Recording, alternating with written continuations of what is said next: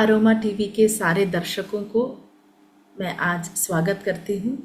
विशेष करके मैं धन्यवाद देती हूँ अरोमा टीवी का, जिन्होंने मुझे ये सुनहरा अवसर दिया कि अपनी गवाही के माध्यम से परमेश्वर के नाम की महिमा कर सकूँ। ये सच में एक बहुत अच्छा प्लेटफॉर्म है जिसके ज़रिए हम परमेश्वर की महिमा दुनिया के कोने कोने में कर सकते हैं। मैं प्रभु का धन्यवाद देती हूँ। साथ ही मैं प्रभु के दास पास्टर डैनियल जॉन जी का भी धन्यवाद देती हूँ, जिन्होंने मुझे ये अवसर दिया कि मैं गवाही के माध्यम से अपने परमेश्वर की महिमा इस टीवी के द्वारा कर सकूं। और फिर से एक बार आप सभी दर्शकों का मैं तहे दिल से स्वागत करती हूं। और इस समय मैं अपना छोटा सा एक परिचय देना चाहती हूं। मेरा नाम निशा नायर है और मैं छत्तीसगढ़ से हूं। मेरे पति पास्टर विनोद आचार्य, और परमेश्वर ने तो हमें आशीषित संतान दिया है, एक बेटी एक बेटा, और हम छत्तीसगढ़ में दुर्ग जिले में रहकर परमेश्वर की सेवा कर रहे हैं। ये मेरा परिचय है। और अब मेरी गवाही इस प्रकार है। प्रभु का धन्यवाद हो कि परमेश्वर ने अपनी अद्भुत गवाही के लिए जो मुझे चुना, मेरे परिवार को चुना। अगर वास्तविक रूप से देखा जाए तो मैं एक हिंदू परिवार से संबंध रखती थी। हिंदू नायर परिवार से हम बिलोंग करते हैं, और बचपन से ही हमारी जो माता हैं वो बहुत ही धार्मिक प्रवृत्ति की थी। अधिकतर समय उनका समय जो है वो मंदिरों में बीतता था। अपने दोनों बच्चों, मैं और मेरा भाई, हम दोनों ही थे, और हम दोनों की जो भी दैनिक क्रिया हैं वो सारी बातों को करने के बाद मम्मी का पूरा समय धार्मिक प्रवृत्तियों में बीतता था। और वो इस प्रकार थी कि जैसे हफ्ते में अगर 7 दिन है तो 6 दिन उनका किसी न किसी माध्यम से वो उपवास रखना और अलग अलग देवी देवताओं की उपासना करना, ये उनकी जीवन शैली रही है। और इसी प्रकार उन्होंने हमें बचपन से बढ़ाया। हम लोगों को भी उन्होंने इस सब शिक्षाओं में बढ़ाया। इसलिए बचपन से ही हम लोग भी काफ़ी अधिक इसमें शामिल थे कि बिना चप्पल मंदिर जाना, अनेक प्रकार के उपवास को करना, और अलग अलग प्रकार की अपनी आस्थाओं के अनुसार अपनी बातों को देवी देवताओं के आगे चढ़ाना करना, ये हमारे जीवन की दिनचर्या थी। इसी प्रकार हम बढ़ रहे थे। और जैसे कि मम्मी यहाँ तक श्रद्धा और भक्ति में लवलीन थी कि जो हम चावल का दाना देखते हैं उसमें मंत्र लिख के उनके चरणों पर चढ़ाना, और जितना घी और दूध हमने नहीं लिया उतना ज़्यादा वहाँ पर जाके चढ़ाना, मूर्तियों के आगे दंडवत करना, उनके लिए समर्पण भाव के साथ। इवन मॉर्निंग में उठ के जब हम लोग उठते थे तो हमारी आंखें भी बिना खोले, हमारी माँ हमको ऐसा सिखाती थी, हम किसी मनुष्य को भी ना देख के सबसे पहले उन देवी देवताओं का दर्शन करें तो हमारे को सौभाग्य मिलेगा। ऐसा हमारा जीवन था। हम आंखें बंद करके उठते थे और आंख उनके सामने खोलते थे। एक तरह से एक मिनी मंदिर हमारे घर को कहा जा सकता था कि इस प्रकार हमारा जीवन था। और शुद्ध अशुद्ध देखना कि नहीं, ये नहीं हो सकता, वो नहीं हो सकता, मांसाहारी भोजनों से अलग रहना, और मतलब इतनी कट्टरता के साथ हमारी मम्मी ने हमें धार्मिक प्रवृत्तियों में बढ़ाया और हम उसमें लिप्त थे। बहुत ही कम उम्र से कभी भी कोई समस्या आती या कोई परेशानी होती या किसी भी तकलीफ से हम गुजरते तो माँ कहती थी नंगे पैर बिना चप्पल के हम मंदिरों का दर्शन करने जाएंगे। तो रास्ते भर हम बिना चप्पल के दर्शन के लिए जाते थे, और वहाँ जाके सारे जो चालीसा होते हैं, मंत्र होते हैं, उनका उच्चारण करते। हज़ारों की संख्या में हमने पुस्तकें लिखी मंत्र से भरी हुई, ताकि हमें आशीष मिलेगा, ऐसा करके हमारी मम्मी ने हमको सिखाया। और बचपन से ये सारी क्रियाकलाप हम लोग करते थे। और इसी प्रकार बढ़ते बढ़ते जब मैं कक्षा 9वीं में आई, क्लास 9th में, तो हमारी मम्मी जो है, मतलब मेरा 8th का एग्ज़ाम हो गया था, हमारे मामा की शादी में हम गए थे, और जब वापस आए तो मेरे क्लास 9th का नया सेशन चालू होने वाला था। तो मेरी मम्मी जो है, बचपन से हम लोग ऐसे थे कि हमारे पापा की एक प्राइवेट जॉब थी, ड्राइवर थे वो। तो हमारा जो रहन सहन उतना पापा के तनख्वाह में नहीं चल पा रहा था, हमारा रोज़मर्रा की ज़िंदगी काफ़ी तकलीफ़ में थी। तो मम्मी ने निर्णय लिया कि मैं ट्यूशन पढ़ाऊँगी और इस प्रकार मैं अपने बच्चों को बढ़ा करूँगी, लेकिन अगर मैं ये नहीं करती हूँ तो शायद उनकी ज़िंदगी में वो लोग आगे ना बढ़ सके करके उन्होंने एक कदम उठाया था। तो ऐसे करके जब हम आगे बढ़ रहे थे तो अचानक मेरे मामा की शादी आई और हम केरल गए। केरल से आने के बाद जैसे ही हम वापसी हो रहे थे, अचानक मम्मी को ब्लीडिंग की समस्या प्रारंभ हुई। वो समस्या इतनी बढ़ गई कि मम्मी, एक्चुअली मैं तो छोटी थी, मैं इतना नहीं समझ पा रही थी, लेकिन मम्मी काफ़ी हद तक परेशान थी। उनकी जो शारीरिक स्थिति दिन पर दिन ढलती जा रही थी। वो ट्यूशन क्लासेस लेती थी, सिलाई करवाती थी, करती थी, इतना सारी कामों का बोझ उनके अंदर था, क्योंकि उसके जरिए ही वो हमको बड़ा करती थी कि किस प्रकार हमारे स्कूल का फीस पे करना है, कैसे हमको बढ़ना है। बहुत सारे घर के क्रियाकलाप उन पर निर्भर थे। तो ये सब कार्य करने के कारण उनको जैसे जैसे शरीर ढल रहा था, तो वो अपने आप में सोचने लगी कि मुझे क्या होने लगा, ये ब्लीडिंग की समस्या बढ़ती जा रही थी। वो ये सारी बातें हमसे नहीं बता रही थी, अकेले वो सह रही थी। एक समय ऐसा आया कि वो टोटल शारीरिक रीति से क्षीण हो गई, और फिर पापा से उन्होंने बोला कि पता नहीं मुझे क्या हो रहा है, आप मुझे डॉक्टर के पास ले चलिए। और जैसे ही मम्मी डॉक्टर के पास गई, तो किसी डॉक्टर ने कहा आपको मलेरिया हो गया है, बुखार आता है उतरता है, कोई कहता है नहीं मलेरिया नहीं, टाइफाइड हो गया है। फिर उसके बाद बोले नहीं ब्लीडिंग का समस्या, तो आपको ये दवाई लेना पड़ेगा। फिर थोड़ा आगे बढ़े तो बोले नहीं ये तो बढ़ जाएगा, कैंसर का रूप धारण कर लेगा। ऐसा कर करके अनेक डॉक्टरों के पास जाना, सलाह लेना। और क्योंकि आप लोगों से जैसा मैंने कहा, हमारे पिता एक सामान्य ड्राइवर थे, प्राइवेट कंपनी में काम करते थे। सैलरी प्रॉपर मिली तो मिली, नहीं तो नहीं मिली। मम्मी ट्यूशन और सिलाई करके हमारे जीवन को चलाती थी। तो उनका एकमात्र जो ये साधन था वो भी बंद हो गया था। तो डॉक्टरों को देने के लिए हमारे पास पैसे भी कहाँ से हो पाते। लेकिन फिर भी जैसे ही पापा को मम्मी से बहुत वो था कि नहीं कैसे भी मेरी पत्नी को बचाना है, तो जहाँ कहीं भी ले जा सकते ले जाते थे। लेकिन डॉक्टर एक के बाद एक बदलते रहे, लेकिन किसी से भी एक सही समाधान हमको नहीं मिला, और मम्मी की स्थिति और भी बदतर होती चली गई। और ये कंडीशन आ गया कि मम्मी टोटली बेड पेशेंट हो गई। और बेड पेशेंट भी इस प्रकार कि उनका सारा शरीर जो है सिकुड़ गया था।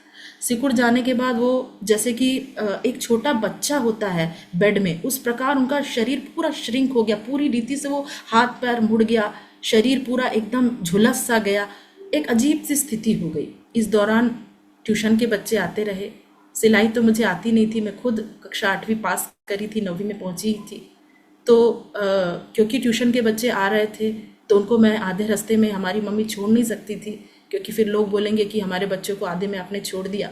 तो मैं 8वीं तक के बच्चों को ट्यूशन भी पढ़ाती थी, अपनी माँ की देखभाल, घर का सारा काम, ये सारा काम मुझे 8वीं कक्षा से करना पड़ा। और पापा बेचारे अगर काम में नहीं जाएंगे तो घर कैसे चलेगा, तो उनको काम में भी जाना पड़ता था। जैसे एक बच्चे को ब्रश कराने के लिए एक माँ पकड़ती है, वैसे ही गोद में उठाकर मेरी माँ को पापा ब्रश करा के किसी न किसी जरिए उसको ब्रश करा के बाथरूम सब लेके जाके वापस ला के बेड पर लेटा देते थे। ये कंडीशन मेरी माँ की हो गई थी। हर रात को जब भी मेरी माँ सोती, तो हम लोगों को एक ही बात कहती थी कि बच्चों, मैं कल उठ पाऊँगी या नहीं, ज़िंदा रहूँगी या नहीं, मैं नहीं जानती, लेकिन आप लोग अपना ध्यान रखना। हम लोग यहाँ भिलाई में एक जगह है, हॉस्पिटल सेक्टर कहते हैं, वहीं रहते थे। सिर्फ एक कमरा हमारा हुआ करता था, उस कमरे में हम चारों ही ज़मीन पर लेटते थे, कमरा सिर्फ एक था। तो ये चारों हम जब सोते थे तो हमारे ऊपर हाथ रख के यही रोज़ बोलती थी कि कल मैं बच पाऊँगी नहीं बच पाऊँगी, आप लोगों को देख पाऊँगी नहीं देख पाऊँगी, मेरी शारीरिक स्थिति बहुत ही बदतर होती जा रही है, आप लोग अपना ध्यान रखना। तो हम सब आंसू बहाते और सो जाते। जैसे तैसे हमारे दिन निकल रहे थे। यहाँ पर एक तरफ मैं बच्चों को ट्यूशन पढ़ा रही थी, मेरे खुद के एग्जामिनेशन पास थे, मैं अपनी तैयारी करती, घर का काम करती, माँ को संभालती। पापा जब तक घर ड्यूटी नहीं जाते, माँ को एक बच्चे की तरह वो संभालते। इस प्रकार हमारी दिनचर्या चल रही थी। ऐसे ही चलते चलते हमारे आसपास में जो लोग रहते थे वो ज़रूर मसीह थे। आज जब हम लोगों से सुनते हैं कि ज़बरदस्ती धर्मांतरण होता है, लेकिन मैं आप लोगों को एक बात बताना चाहती हूँ, हमारे आसपास काफ़ी ऐसे लोग रहते थे जो मसीह को जानते थे, लेकिन कभी किसी ने हमको आके सुसमाचार ऐसा बताया नहीं, क्योंकि वो लोग सोचते थे ये लोग कट्टर हिंदू हैं, मानेंगे नहीं मानेंगे, ये उनके अंदर की विचारधारा रही होगी। लेकिन कभी हमको किसी ने कुछ नहीं बताया। और स्पेशली मेरी माँ बहुत ज़्यादा कट्टर थी, तो शायद लोग बोलने से भी हिचकते रहे होंगे कि एकदम धार्मिक प्रवृत्ति की हैं, कट्टर हिंदू हैं, माने या ना माने। तो किसी ने हमें कभी नहीं बताया। लेकिन ऐसे जब हम आगे बढ़ रहे थे, तो हमारी जो मम्मी ट्यूशन पढ़ा रही थी उसमें से एक बच्चा वो मसीही था। उसको अपनी आंटी की ये स्थिति देखी नहीं गई, और उसने अपने घर में जाके बोला, मम्मी हमारी जो ट्यूशन की आंटी है ना वो बहुत ज़्यादा मतलब बीमार है, उनको देख के तो बहुत दुख लग रहा है मम्मी, वो उठेंगी या नहीं उठेंगी। ऐसा करके उसने अपने घर में जाके अपनी माँ को इस बात को बताया। जैसे ही उसने जाकर अपनी माँ को ये बात को बताया तो उन्होंने एक बुजुर्ग दासी को, जो हमारे आसपास तो नहीं रहती, काफ़ी दूर रहती हैं, उनको अपनी मदद के लिए बुलाया और उनको हमारे घर में भेजा। उनको हमारे घर में भेजने के बाद जैसे ही वो दासी हमारे घर में आई, उन्होंने आने के बाद मेरी माँ को एक बात बोला कि बेटा क्या तू चंगा होना चाहती है? तो माँ ने कहा, क्यों नहीं माँ जी, मैं ज़रूर ठीक होना चाहती हूँ, ऐसा करके। तो तुझे पता है, तुझे चंगा करने की सामर्थ्य रखने वाला एक परमेश्वर जीवित है। तो माँ ने कहा, आप मेरे घर में देख रहे हैं आंटी चारों तरफ? तो आंटी ने चारों तरफ नज़र घुमा के देखा तो एक भी ऐसी मूर्ति नहीं है जो दुनिया में, मतलब बहुत ही विरले ही होगी, बहुत कम ही होगी कि ना हो। सब तरफ का मम्मी ने चारों तरफ से देवी देवताओं का लगा के रखा था, स्थापना करके रखा था। तो उन्होंने देखा, बेटा हाँ देख तो रही हूँ। और माँ ने एक और बात भी कहा कि मैं रात को रो रो के इनसे पूछती भी हूँ माँ जी कि मैंने कितनी भक्ति और श्रद्धा के साथ इनकी आराधना की है। हाँ, अपने शरीर को, अपने बच्चों की भी स्थितियों को ना देख के, जो मैं उनको नहीं खिलाती वो सारी चीज़ें इनके आगे समर्पण करके मैंने इनकी आराधना की है, इनकी सेवा की है। मैं नंगे पैर अपने बच्चों को भी, खुद को भी जलाती थी, और जो जो कठिन परिश्रम मैं कर सकती थी वो सारी करके मैंने अपनी भक्ति के साथ इनकी सेवा की है। लेकिन जब मैं उनको पुकार रही हूँ ये मेरी बातें सुन नहीं रहे हैं, ऐसा करके मम्मी ने उन्हें बोला। तो वो बुजुर्ग दासी बोली, हाँ मैं समझ सकती हूँ। फिर उन्होंने बोला, एक परमेश्वर है, उनका नाम है यीशु मसीह। बेटी अगर तू यीशु मसीह से प्रार्थना करेगी तो वो यीशु मसीह आज तेरे लिए तेरे पापों की क्षमा करने और जिस रोग की शैया में तू पड़ी है उससे उठाकर तुझे खड़ा करने के लिए सामर्थ्य है। तो माँ बड़ी व्याकुल हुई, बोली कि ऐसा है क्या? तो उन्होंने बोला, हाँ सच है बेटी, इसीलिए मैं यहाँ आई हूँ। तो फिर उसके बाद उन्होंने प्रभु के बारे में बताना चालू किया कि किस प्रकार परमेश्वर ने हमारे लिए अपना प्राण दिया, यीशु ने किस प्रकार हमारे पापों की खातिर अपने जीवन को दिया। प्रारंभ में एक हिंदू होने के नाते मम्मी को तकलीफ हो रही थी ये सब सुनने में, क्योंकि वो एक कट्टर हिंदू थी। तो उन्होंने बोला, उस बुजुर्ग माँ ने बोला कि बेटा इन सब बातों को सुनने के बाद क्या तू विश्वास करती है कि यीशु तुझे चंगा कर सकते हैं? तो माँ ने फर्स्ट आंसर उन्हें इस प्रकार दिया कि मैं सब पर विश्वास करती हूँ। तो माँ ने बोला, उस बुजुर्ग माँ ने बोला कि बेटा सब पर तो तू विश्वास करी है, तूने देखा है, तूने अनुभव किया है, क्या किसी से तुझे कुछ उत्तर मिला? तो माँ ने बोला, नहीं, मैं रोज़ गिड़गिड़ा रही हूँ, मैं इनसे बुला रही हूँ, पूछ रही हूँ, कोई तो हो, कोई तो आओ मेरे पास, कोई तो मुझे बचाओ, मैं सारों की नाम ले रही हूँ। तो उस बुजुर्ग माँ ने कहा, यही तो मैं भी पूछ रही हूँ बेटा, तुमने सबको बुलाया, लेकिन आज जिस परमेश्वर का नाम लेके मैं तेरे पास आई हूँ वो सच में तेरे पास उतरेगा और तेरे लिए कार्य करेगा। और वो बुजुर्ग माँ अपने घुटने पर आई और रो रो कर मेरी माँ के लिए उन्होंने विनती किया। जितना मेरी जो नानी भी कभी मेरी माँ के इस बीमार अवस्था में नहीं रोई, मेरे अपने कभी उनके लिए नहीं रोए, उससे बढ़कर इस बुजुर्ग माँ ने, जैसे कोई उनका तकलीफ में है, उनका कोई दर्द में है, पीड़ा में है और मरने पर है, जैसे कोई अपनों के लिए बिलखता है, रोता है, उसी प्रकार इस बुजुर्ग माँ ने घुटने में आकर रो रो कर मेरी माँ के लिए विनती किया कि हे प्रभु मेरी इस बच्ची को बचा ले, इसके जीवन में उतर आ, इसके जीवन को बदल दे, और जिस अवस्था से ये गुजर रही है, हे मेरे प्रभु यीशु अपने प्रेम को इस बेटी के जीवन में प्रकट कर। इस प्रकार आंसुओं के साथ उस बुजुर्ग माँ ने मेरी माँ के लिए प्रार्थना किया। मैं भी आश्चर्यचकित हो गई कि मेरी माँ मेरी नानी भी कभी मेरी माँ के लिए ऐसा नहीं रोई जैसा ये बुजुर्ग माँ रो रही है, बुजुर्ग नानी रो रही है। और फिर मैं आश्चर्यचकित हो गई। और फिर उन्होंने जाने से पहले एक ट्रैक्ट मेरी मम्मी के हाथ में दिया, यीशु कौन है। वो ट्रैक्ट उन्होंने मेरी माँ के हाथ में दिया और बोला, बेटा हो सके तो इसे पढ़ना। और उसके बाद वो बुजुर्ग माँ चली गई। चले जाने के बाद उस रात को मेरी माँ लेटी, जिस प्रकार वो हमेशा से हमसे कहती है उसी प्रकार उस दिन भी उसने कहा, बेटा सब संभाल लेना, देख लेना। फिर उसके बाद हमारे सो जाने के बाद वो यीशु कौन है करके उस ट्रैक्ट को निकालने के बाद जैसे ही उसने उसे खोलने के बाद वो देखती है कि उसमें यीशु के अद्भुत प्रेम, यीशु का अद्भुत जो हमारे प्रति बलिदान, यीशु ने क्या हमारे लिए किया, ये सारा विवरण है। लेकिन साथ ही उसमें एक और बात भी लिखा था कि यदि तुमने कोई पाप किया है तो आज अपने पापों का अंगीकार कर लो, मन फिरा लो, तो मैं तुम्हारे लिए तुम्हारे द्वार पर खड़ा हुआ इंतज़ार कर रहा हूँ। आपके हृदय को खोलो और हृदय पर मैं आने के लिए, तेरे साथ वास करने के लिए और तुझे अनंत जीवन और आनंद का जीवन देने के लिए तैयार हूँ। इस प्रकार एक वर्ड उसमें, सेंटेंस उसमें लिखा हुआ था। इस सेंटेंस को पढ़ने के बाद माँ के अंदर विचार में आया कि मैं बचपन से ऐसा कोई पाप की हूँ जो किसी को सताई हूँ। काफ़ी दर्द तो मैंने, संघर्ष तो मैंने बचपन से सहा है। एक्चुअली मेरी माँ के भी पिताजी नहीं थे, तो बचपन से काफ़ी संघर्षपूर्ण उनका जीवन रहा है। वो अपने घर में नहीं पल पाई, वो अपनी मामी के घर में पालन पोषण उनका हुआ, और मामी बहुत ही कष्टदायक जिंदगी उनको दी थी। उनको खाना भी समय पर नहीं मिलता था। बहुत सारे कष्ट और संघर्ष से माँ का बचपन बीता है। तो ऐसे कष्ट और संघर्ष के बाद बड़े मुश्किल से जैसे तैसे मैं एक पारिवारिक जीवन में प्रवेश की। उसके बावजूद भी मैंने कभी ऐसा किसी को सताया तो नहीं, लेकिन फिर भी एक मनुष्य जन्म से कई पाप उसके जीवन में होता है। हो सकता है मैंने कभी झूठ बोला हो सकता है मैंने कभी किसी का दिल दुखाया हो, किसी को दर्द दिया हो, किसी भी प्रकार का पाप हो। यीशु आपके वचन में यहाँ पर लिखा है कि अपने पापों को मान लो।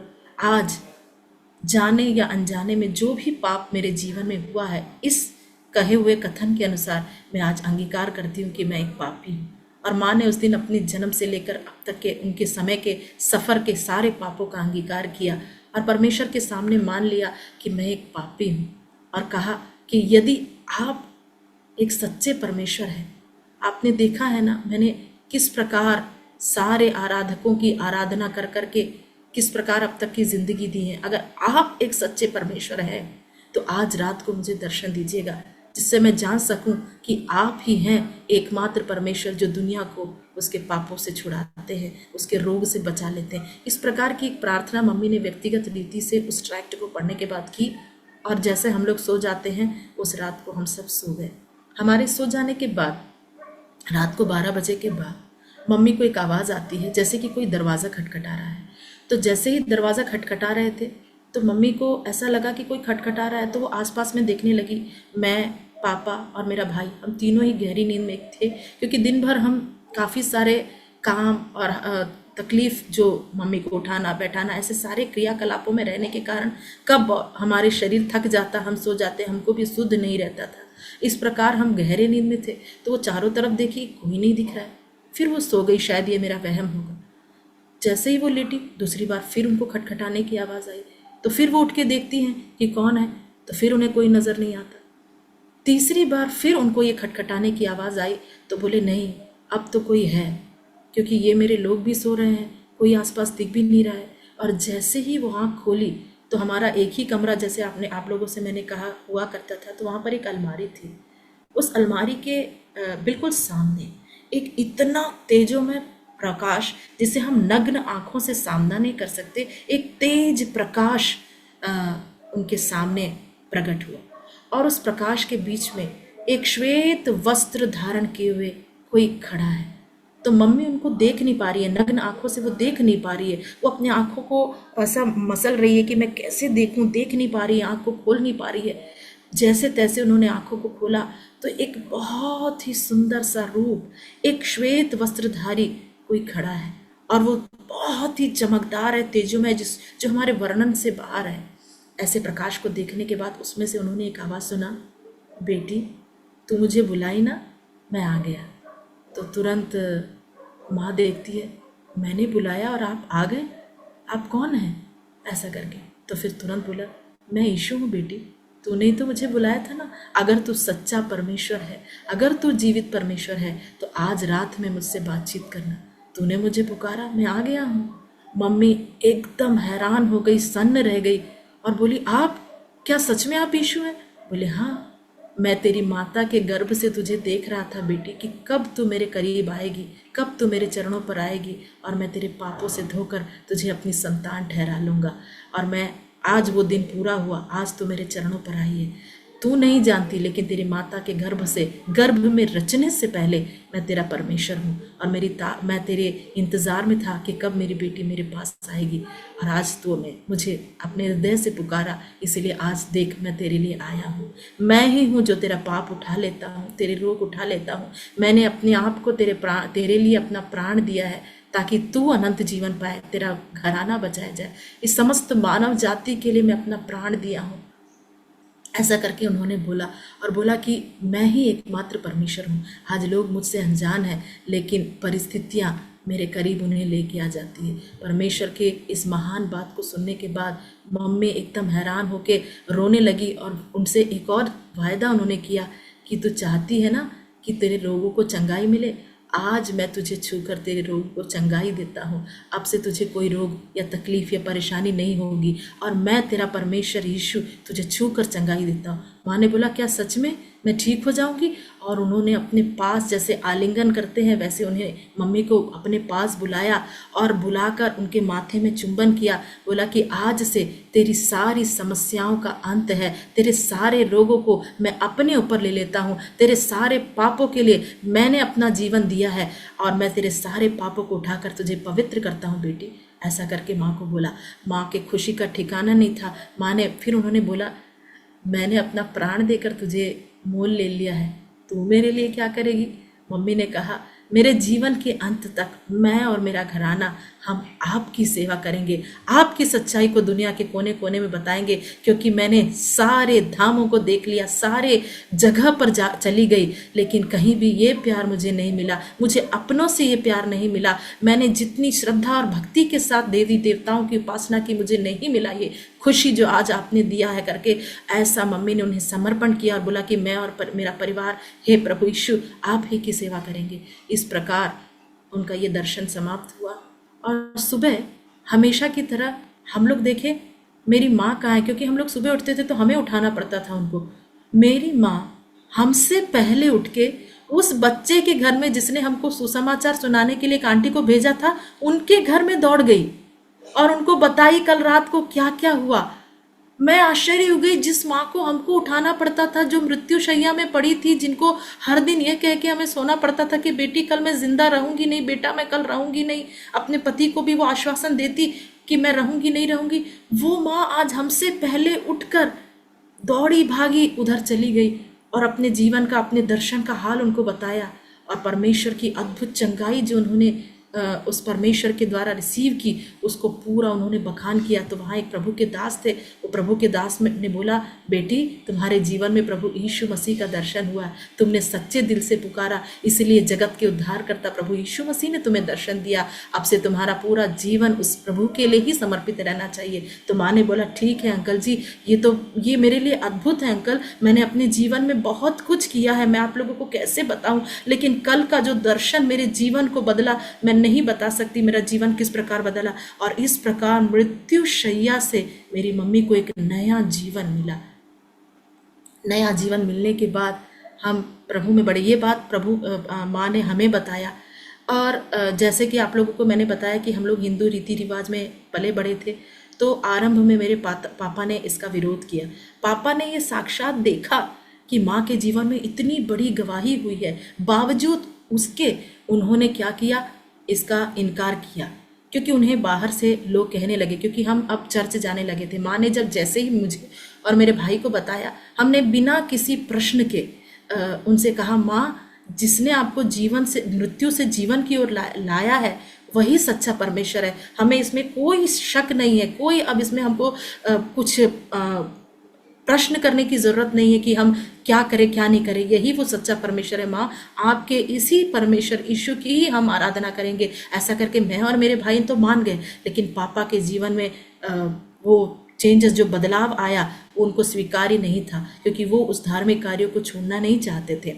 तो माँ बड़े दुविधा में फंस गई, लेकिन माँ ने परमेश्वर के प्रेम से पीछे नहीं हटने का निर्णय लिया। उन्होंने बोला जिस यीशु ने मुझे मृत्यु से जीवन की ओर लाया है, मेरे जीवन में आनंद को बोया है, मेरे आंसुओं को पोंछा है, उस जीवित परमेश्वर को छोड़ के मैं कोई भी समझौता नहीं करूंगी करके उन्होंने गहरा निर्णय लिया। और उस निर्णय को उन्होंने हमसे भी किया और उस निर्णय को हमने भी उनसे किया कि नहीं मम्मी यही एक जीवित परमेश्वर करके हमने समर्पण किया। और स्पेशली मेरे जीवन की गवाही ये हुई कि मैं बचपन से चाहती थी कि मैं एक डॉक्टर बनूं।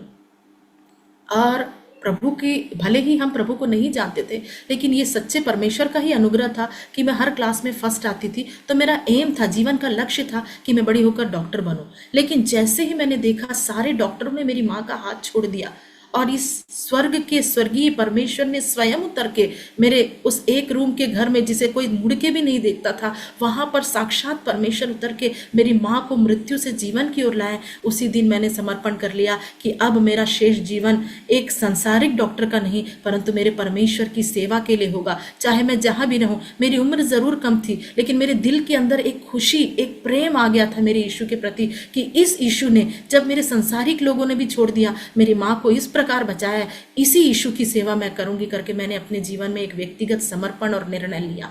उसके बाद जब हम आगे बढ़ रहे थे तो क्योंकि हम लोग, जैसे आप लोगों से मैंने कहा, नायर समाज से बिलोंग करते हैं, तो काफ़ी लोग हमारे विरोध में हो गए। उन्होंने कहा आपने धर्म बदल लिया, जात बदल लिया, कितने पैसे आपको मिले हमको बताओ, ऐसा करके उन्होंने ताना कसने लगे। काफ़ी प्रकार की निंदा, अपमान, क्लेश, बहुत अलग अलग प्रकार से। इवन मेरा नाम निशा है तो मुझे कैसे बुलाया जाता था कि वो जो मत बदले हुई उन्नी है ना, उसकी बेटी निशा, वो देखो जा रही है, ऐसा करके इस प्रकार से हमें बुलाना। और उसके बाद बोला अब ये लड़की तो बड़ी हो रही है, इसकी शादी तो होगी नहीं, ये बस जिंदगी भर कुंवारी रहेगी, हो गया ये इनका परिवार बर्बाद। इन्होंने अपने सनातन ईश्वर को छोड़ के किसी धर्म में चले गए हैं, इन्होंने धर्म बदल लिया, जात बदल लिया, काफी लाख मिले होंगे, ऐसा कई प्रकार का अपमानित, निंदित, अपशब्द बोलना। और बोलते ढपली बजा बजा के घूमते हैं, पता नहीं क्या कर रहे हैं ये लोग, ऐसा वैसा कई अपमानजनक बातों को उन्होंने बोला।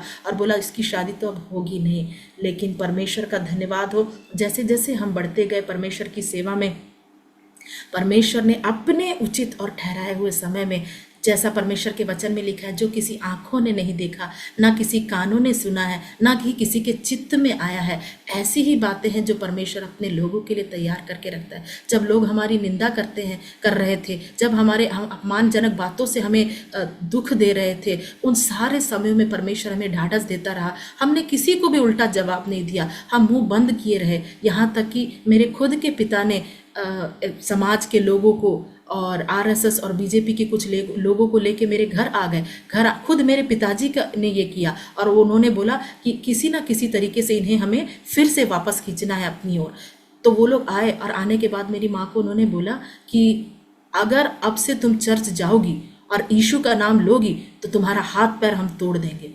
तो माँ ने उनसे कहा मेरा हाथ पैर क्या, मेरी जान भी अब ले लोगे तो भी आप लोग मेरी आत्मा से उस पवित्र यीशु को नहीं निकाल सकते जिसने मुझे मृत्यु से जीवन की ओर ले आया है। अब मैं अपना जीवन भी उस यीशु के लिए देने के लिए तैयार हूँ, आपको जो करना है करिए करके मम्मी ने उनको जवाब दिया। वो लोग सारे तीनों के तीनों इतने बौखला गए, उल्टा सीधा गाली गलौज करके हमारे घर से पैर पटक के निकल गए। आप लोग को पता है कुछ ही दिन गुजरा नहीं, उन तीनों इस दुनिया से गुजर गए। मैं ये नहीं कहती कि हम उनसे लेखा या जवाब देने या ऐसा हुआ। मेरे कहने का मतलब है परमेश्वर के वचन में जिस रीति से लिखा है, जिसका कोई नहीं है उसका परमेश्वर स्वयं सहारा है। और जैसा परमेश्वर के वचन में लिखा है, लेखा लेना हमारा काम नहीं, जवाब देना हमारा काम नहीं, युद्ध हमारा नहीं, परमेश्वर का है। हमने शांत रहा, चुप हो जाओ और जान लो कि मैं ही यहोवा हूँ और मैं ही तेरा छुड़ाने वाला उद्धारकर्ता परमेश्वर हूँ। हम इन सारी परिस्थितियों में हम परमेश्वर में बने रहे और निंदा और क्लेश में भी आनंद होकर परमेश्वर की स्तुति करते रहे। मेरे पापा हमको घर में प्रार्थना करने नहीं देते थे, तो हमारे घर में हम लोग, हमारा एक कमरे का घर जो बिल्डिंग वाला हुआ करता था तो छत होता था वहाँ पर, तो 3 बिल्डिंग के बाद ऊपर जो छत हुआ करता था वहाँ पूरा मुरुम डला होता था। हमारी मम्मी को जगह नहीं था प्रेयर करने के लिए, तो वो वहाँ पर मुरुम में वो मिट्टी में जाकर घुटने टेक कर घंटों घंटों रो रो के प्रार्थना करती थी कि हे प्रभु, मेरे इस परिवार में आपने इतना बड़ा प्यार हमसे किया, लेकिन कोई भी हमारे आपके इस प्रेम को जो हमसे किया समझ नहीं पा रहा है। इवन मेरा पति भी इस बात को नहीं समझ पा रहा है, लेकिन प्रभु मैं जानती हूँ आप एक ना एक दिन उन्हें बदलेंगे।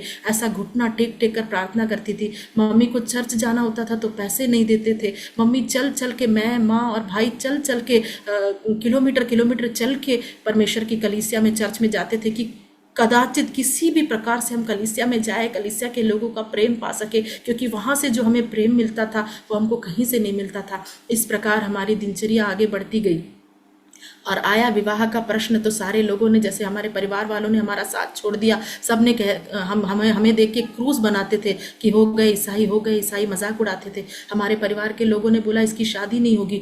जैसा मैंने आपसे कहा, परमेश्वर के ठहराए उचित समय में परमेश्वर ने परमेश्वर के भक्त पास्टर विनोद आचार्य के जीवन में कार्य किया और एक मैं क्या कहूँ, उस एक परमेश्वर की इतनी सुंदर योजना के तहत प्रभु के दासों ने उनसे हमारा परिचय कराया और एक आशीषित विवाह। मैं जब मेरा विवाह का समय आया, हमारी मम्मी के पास कुछ भी धन नहीं था। ऐसा प्रबंध परमेश्वर ने किया, लोग देखकर हैरान हो गए, इतनी आशीषित। हमारे पूरे कुल में मेरा ही ऐसा एक पहला विवाह है जो मसीही धर्म के अनुसार हुआ, और वो एक पहला विवाह था। और प्रभु के दास पास्टर पीएस शामवेल जो आज प्रभु में सो गए हैं, वो आए, उन्होंने आशीषित तरीके से हम दोनों का विवाह संपन्न किया। और मैं प्रभु का धन्यवाद देती हूँ, जो लोग हमारी निंदा किए कि ये जीवन भर कुंवारी बैठ जाएगी, उनके बीच में परमेश्वर ने हमें उत्तर देकर आदर किया और एक आशीषित प्रभु के दास के साथ मेरा विवाह करवाया।